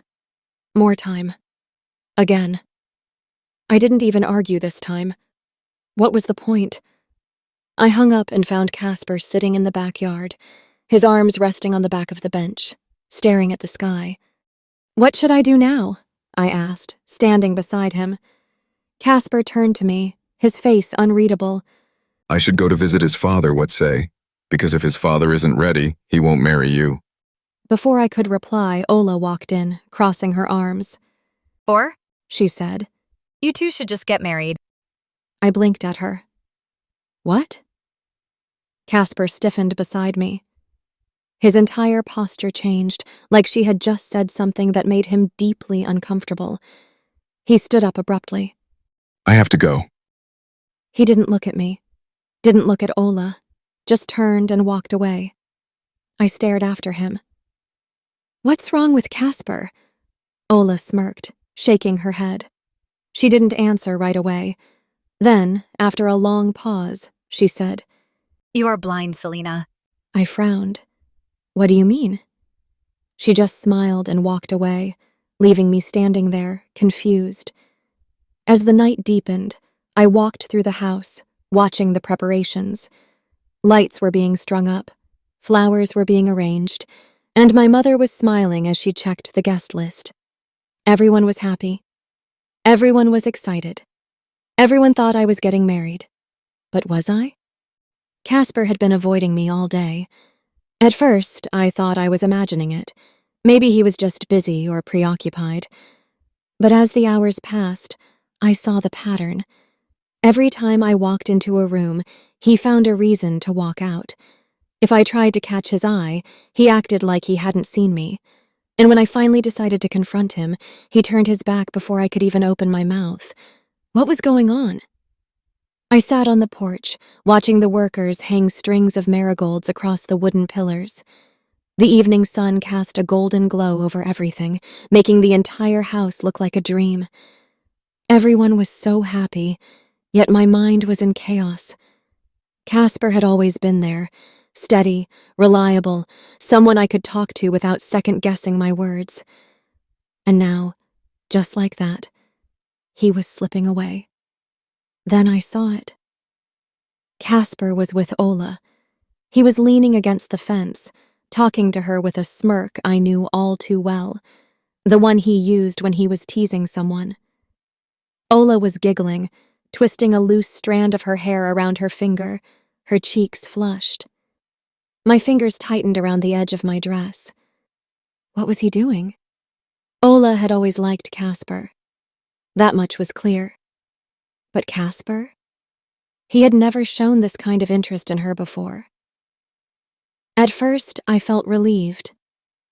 Good. He's moving on. It made sense. He should find someone. He should stop caring about me so much. But then I kept watching. Casper tilted his head closer to Ola, saying something that made her laugh louder. He touched her arm lightly. Just a brief touch, but something about it made my stomach twist. Why does this feel so wrong? I shifted in my seat. This wasn't how I was supposed to feel. I was happy for them. I should be happy. But something inside me prickled. Something I didn't want to name. I stood up and walked toward Ola. She was still smiling when she noticed me. Ola, I said, my voice lighter than I felt. Casper is not that good. I don't think you should think about dating him. Ola blinked, then tilted her head, studying me. A slow smile spread across her lips. Selena, are you crazy? Casper is only your friend, and still, he's done so much for you. Just imagine what he could do for his girlfriend or wife. She leaned closer. He's the perfect man for anyone in this world. Nobody is perfect, and obviously, Casper isn't either. But he's one of the best men I've ever met. I swallowed. Ola, listen. I've liked him from the start. She interrupted. But I thought you and Casper had something romantic going on. When you made it clear that you only love William, She crossed her arms. I'm not a fool like you. Something sharp and hot burned in my chest. Fool? I repeated. I'm a fool because I love William? Ola exhaled, shaking her head. No, you're a fool because you can't judge people. I stared at her, something shifting inside me. So this is about William and Casper, isn't it? I asked. She didn't answer. I forced a smile. Great, then. Go on a date with Casper. Do whatever you want. Ola shrugged. Of course, but only if you don't have a problem. I let out a short, sharp laugh. Why the hell would I have a problem? Ola just smiled like she knew something I didn't, then walked away. I found Casper near the barn, kicking at the dirt with his boot. His hands were in his pockets, his expression unreadable. So, I said, crossing my arms. You're dating my sister? Casper glanced at me, then looked away. Maybe, I'm not sure, but yeah, she's good. Something about the way he said it made me grit my teeth. I shouldn't care. This shouldn't bother me. Did you know that Ola likes you? I asked, my voice sharper than I intended. Casper shrugged. I don't know about that, but maybe. That's impossible, I shot back. You were flirting with her. You must have plans with her. He finally turned to look at me. Maybe, Selena. But why are you acting like this? Do you have a problem? That day you were already saying that your sister and I felt heat rush to my face. Why would I? I'm getting married. I'm so happy. Casper didn't say anything. He just stared at me, his eyes searching mine, like he was trying to read something I wasn't saying. I swallowed. What? You're happy, right? He asked quietly. Of course. Casper's lips curled into something that wasn't quite a smile. Good. Before I could say anything else, Ola appeared at the door. Wearing a beautiful, attractive dress. Seems to attract Casper. The neckline of the dress was short but classy. I saw her. I was surprised. I had never seen Ola in these classy dresses. Casper, Her voice light. do you want to see our farms? Ola leaned toward Casper. I saw where was Casper looking at. Then I saw he was looking direct in Ola's eyes. I got relieved. Casper looked at me one last time, then turned to her. Yeah, sure, let's go. Excuse me, Selena, see you. I watched them walk away, something tightening in my chest. Without thinking, I followed them. I kept my distance, slipping behind the trees as they walked toward the farm. The sun had almost set, casting an orange glow over the fields. Casper and Ola sat on the wooden bench near the orchard, talking in low voices. I stepped closer, trying to hear, but the wind carried their words away. Ola laughed softly, leaning toward him. Casper said something in response, his voice too quiet for me to catch. Then she hugged him. I froze. Casper didn't pull away. He didn't look uncomfortable. He just sat there, letting her arms wrap around him. A strange, unbearable feeling crawled under my skin.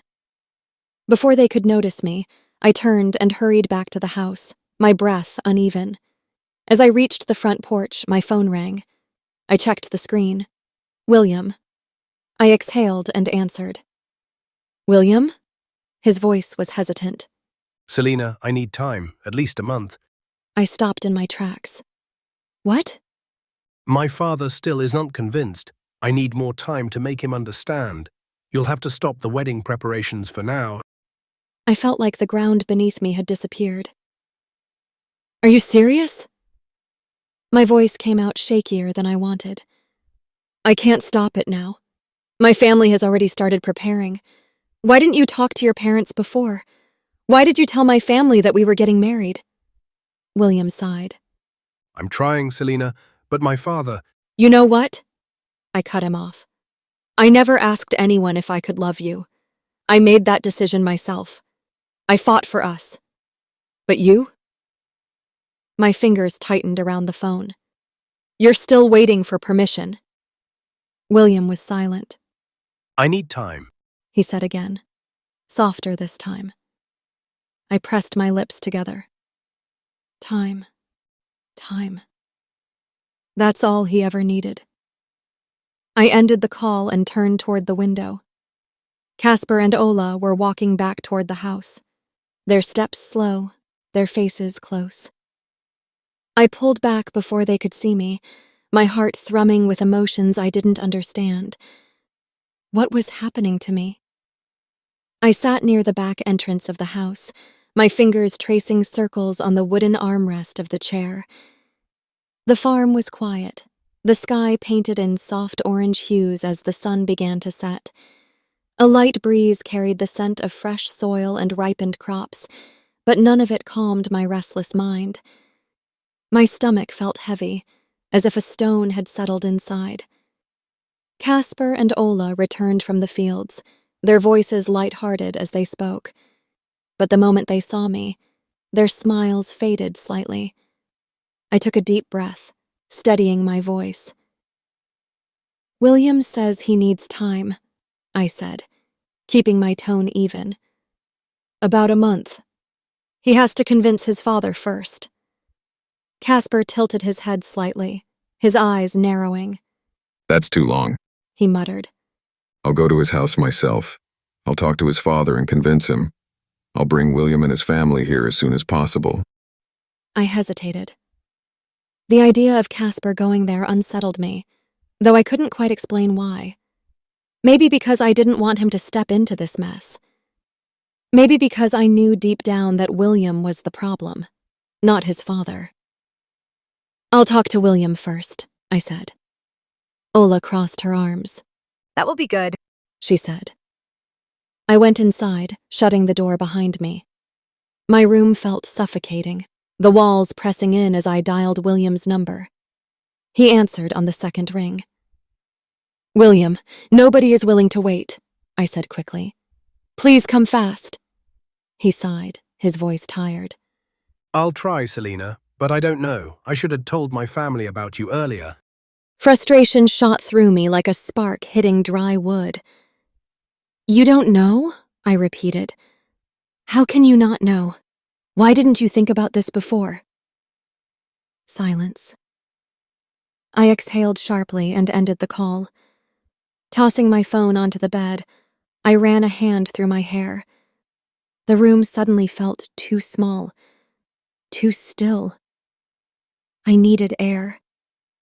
I stepped out, only to see Casper and Ola talking in the yard. Casper leaned against the fence, his hands moving as he spoke, while Ola laughed at something he said. I tried to ignore it. I really did. But my eyes kept drifting back to them. The way he looked at her, the way she looked at him. I swallowed and turned away, my feet carrying me out of the house before I could change my mind. The walk to William's place was longer than I remembered, maybe because my thoughts made every step feel heavier. By the time I reached his house, the sun had almost disappeared behind the trees. I stood outside for a moment, debating whether to go in. That's when I heard voices, William's voice, coming from an open window. I stepped closer, careful not to make a sound. I know, she's not like us. William said, his voice low but clear. She's poor, her family is low class, but she'll do something reckless if I don't marry her. Casper even warned me. He said if I leave her, he'll file a case against me on behalf of Selina's father. The world tilted. My fingers curled into my palms as his words sank in, poisoning every thought, every feeling I had about him. Not like us. Poor. Casper warned him? I felt sick. I wanted to storm in and demand answers, but my legs refused to move. My body suddenly felt foreign, like it wasn't mine anymore. Without thinking, I turned and walked away. By the time I reached home, the sky was completely dark. The front yard was lit by hanging lanterns, casting a golden glow over the house. Everything looked warm, welcoming. But I felt like an outsider in my own home. As I stepped closer, I saw my father standing outside, his arms crossed.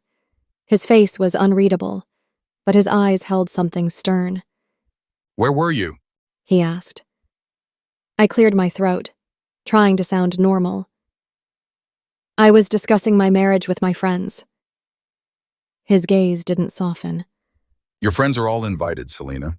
You don't have to run around like this. Do you even think before acting? I swallowed. You always do what you want. He continued. You never think about our family's image. Do you know how many times I've had to answer questions about you? You only care about your own life. You are getting married. Do you realize it? Or again, you have something planned else. Something inside me cracked. Not because of his words, but because they weren't completely wrong. I looked at him. Really looked at him. The tired lines on his face, the way he carried the weight of this family on his shoulders. I had never thought about how much he must have gone through because of me. I lowered my gaze.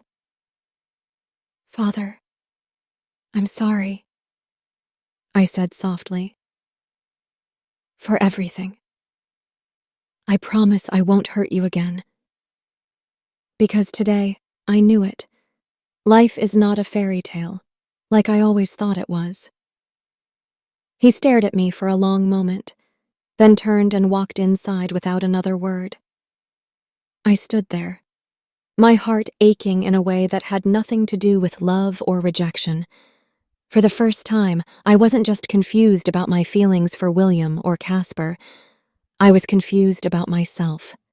The evening had settled into a warm embrace, and I was tending to the fields, the rustling of the crops blending with the peaceful hum of the evening.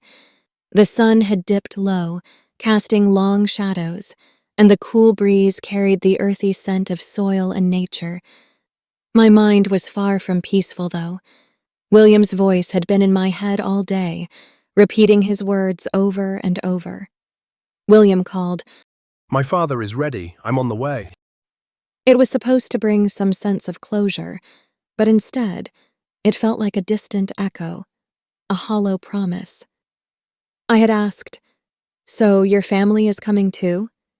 He had simply replied, No, they will welcome us when we reach my house after marriage. Something about that response lingered in my chest. Something didn't feel right. I tried to shake it off. I had made my decision. I couldn't be the woman he wanted me to be, the one who followed him blindly, the one who accepted whatever he handed me. He was not the man I had built him up to be in my mind. My hands tightened around the rake as I lost myself in thought. A few hours passed, and just as the evening light began to fade into the horizon, my phone rang. The screen lit up with William's name, and my breath caught. I swiped the screen. I'm in your house. Where are you? He asked, his voice clipped. I didn't hesitate. In the fields with Ola, I answered, keeping my voice steady, though my heart felt as if it was being pulled in different directions. Before I could say anything else, the call ended. I stared at the phone for a moment, unsure of what just happened. He had cut the call so abruptly. I pushed the thoughts aside and stepped into the fields, needing some fresh air. It was where I felt most myself, where I could clear my mind. But when I approached the small area where Ola and Casper were talking, my steps faltered. They were close, their voices low, but I could hear every word. Casper, why didn't you tell Selena that you love her? Ola's voice was soft, almost a whisper. William isn't worth it. I froze. A sharp pang hit my chest, and I had to swallow to keep my composure. They didn't notice me at first, so I stood there, just listening, the words cutting through the quiet like a knife. Casper's voice followed, softer now. I didn't think she'd ever feel the same. She's always been so focused on William, on what he could give her. I stepped closer, my shoes crunching against the ground, letting them know I was there. "Casper, I need your help," I said, my voice firm, but inside, everything was shaking. Both of them turned, their expressions unreadable. I could tell I had caught them off guard, but I pushed forward. I couldn't hold back anymore. Of course, what's going on? Casper asked, standing up straight, concern in his eyes. I didn't waste any time. "Just watch to see if William is on his way." "Is he close?" Casper scanned the horizon. He's coming. He's not too far off now. He's about to reach the farms. Ola raised an eyebrow, confusion in her gaze. What are you planning? You'll see, I said, trying to mask the uncertainty that lingered in the pit of my stomach. I looked back at Casper, my eyes pleading with him to understand. How close is he now? Casper's eyes flicked back toward the road. He's about to turn onto the path. He saw us. I glanced at Ola, her eyes wide with curiosity, but I turned my attention back to Casper. I stepped closer to him, closer than I'd ever dared to before, and without warning, I kissed him. Deeply.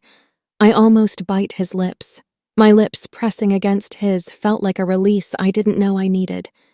The kiss was full of tension, of unspoken words.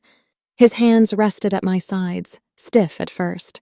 But then, as if he had been waiting for this moment, they softened, pulling me closer. I didn't pull back. I didn't care if William was watching us.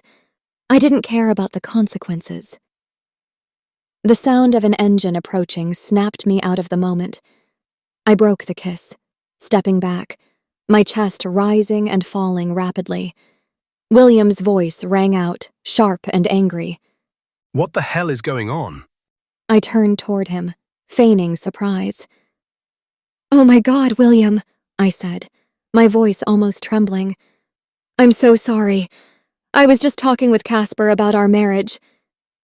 I didn't finish the sentence, because William was already turning around, walking away. His back was stiff, and he didn't look back. The air felt cold around me, and I watched as he disappeared into the distance.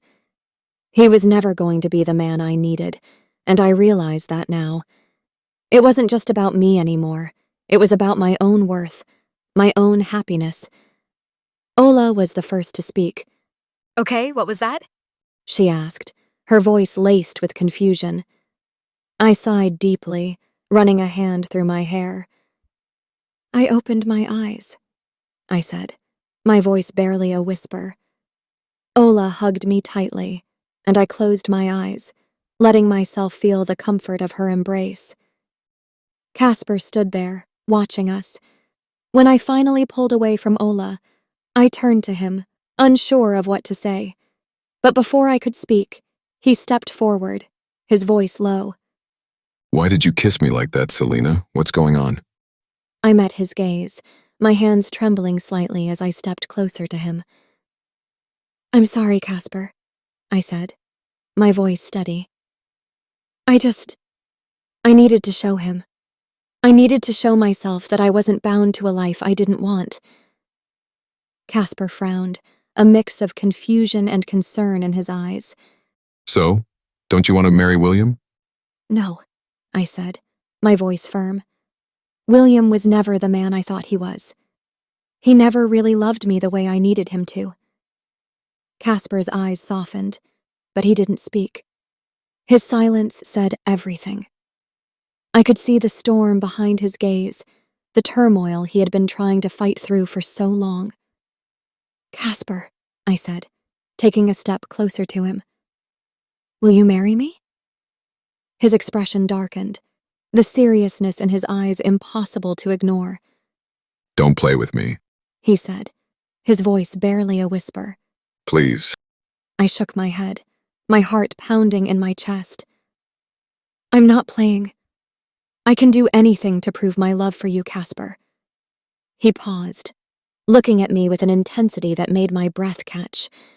Then he turned his gaze toward Ola, as if seeking some kind of reassurance. I knew what that meant. I stepped back slightly, feeling guilty. "I'm so sorry. I just forgot that you both were—" Ola interrupted me, her smile breaking the tension. "We were never dating, and please, dear, don't act like you never knew," she said, her voice light. "Casper only loves you, Selena. And honestly, if you weren't my sister, I would have totally gone for him." I laughed despite myself, the tension between us lifting. I looked at Casper, his eyes full of confusion, but also something else, something softer. I kissed him again, this time more gently, letting all the emotions I had bottled up pour into that one kiss. When I pulled back, I whispered, "Do you understand now?" Casper blinked, his hand resting on my cheek, his thumb brushing against my skin. I'm not ready. He said softly. Are you sure? I asked, my voice barely above a whisper. He stepped back, his face clouded. There's a problem. He said, his voice filled with hesitation. What's that? I asked, my heart sinking. I've lost everything. He said, his words heavy. My business, my money, everything. I'm not the billionaire you think I am. I'm bankrupt. I'm nothing. I felt a wave of shock wash over me, but it didn't matter. I stepped closer to him, putting my hands on his chest, my voice soft but firm. So, I said, we'll make it work. We'll get jobs. We'll be happy together. He shook his head. You don't understand, Selena. The life you've imagined with me is gone. I'm not that man anymore. But I'm not asking for anything, I said, my voice unwavering. You're the one I want, not your money. We'll figure it out, I swear. Casper hesitated, then asked, What about your parents? They'll never approve. We won't tell them everything, I said. We'll just say you're doing well. We'll figure it out, Casper. I love you, and that's enough for me. He stared at me for a long moment, and then, slowly, he smiled. Are you sure about this? He asked, his voice filled with wonder. Of course, I said, my heart full of certainty. And with that, he kissed me again, this time with a sense of finality. Casper. Ola called from behind us, a mischievous grin on her face.